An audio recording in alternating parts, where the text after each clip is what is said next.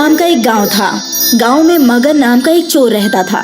मगन अव्वल दर्जे का बेवकूफ था। वो ढेर सारे हथियार लेकर रात को चोरी करने के लिए निकलता, लेकिन सुबह खाली हाथ वापस आता। क्योंकि मगन बेवकूफ था, घर के मालिक उसे बेवकूफ बनाकर घर भेज देते थे। पूर्णिमा की रात थी। रात के 12 बजे थे। मगन हाथ में हथियार लेकर चोरी करने निकला। एक बड़े घर के सामने आया और घर के पिछवाड़े आकर पीछे वाली दीवार को तोड़ने लगा। आवाज होने की वजह से अपने आराम गाह में सोया सेठ जाग गया और समझ गया कि मगन आया है। लगता है मगन बेवकूफ चोरी करने आया है। इससे पहले कि ये घर की दीवार तोड़ दे, मुझे उसे रोकना होगा। सेठ घर के पिछवाड़े आया और उसने देखा कि मगन दीवार तोड़ रहा है। क्या रे मगन, क्या कर रहा है? चोरी करनी है, दीवार तोड़कर घर में घुसना है। अरे बेवकूफ, पूर्णिमा की रात कोई चोरी करने निकलता है क्या?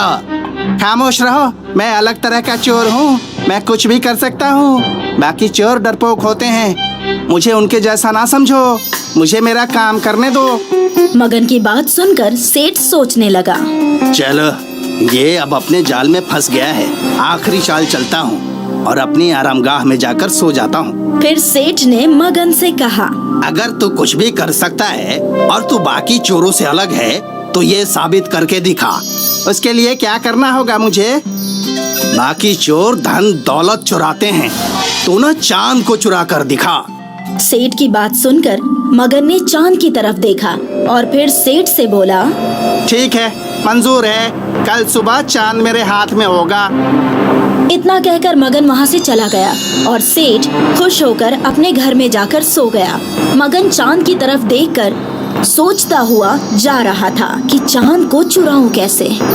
सब मुझे बेवकूफ समझते हैं, लेकिन मैं बेवकूफ हूँ नहीं। चांद चुरा कर जब मैं अपनी अकल का सबूत दूंगा तो सेठ की शक्ल देखने लायक होगी।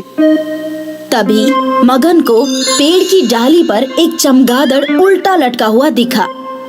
चमगादड़ों के नाखून की पकड़ इतनी मजबूत होती है कि उन्हें ट्रक से भी खींचा जाए तो भी नहीं छोड़ती। चांद की चोरी में चमगादड़ भी भागीदार होंगे।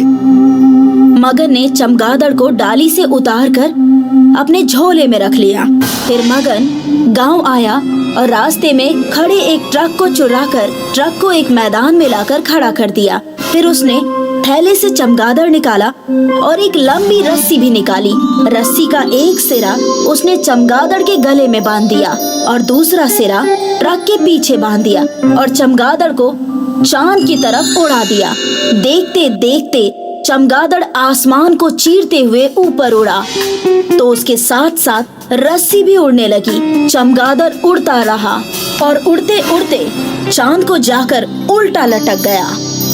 फिर क्या था, खुश होकर मगन ट्रक में बैठ गया और ट्रक को चलाने लगा। ट्रक की ताकत से रस्सी से बंधे चमगादड़ को खींचने लगा, तो चमगादड़ के साथ साथ चांद भी हिलने लगा और देखते देखते चांद जमीन पर आकर गिर गया।